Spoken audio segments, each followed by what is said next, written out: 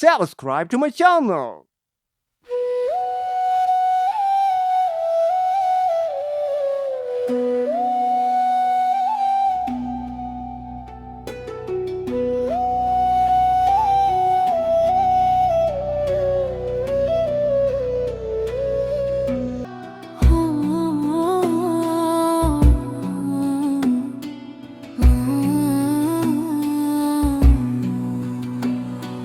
கனவாய் போனது காதலடி, காணாமல் போனது நிழலடி.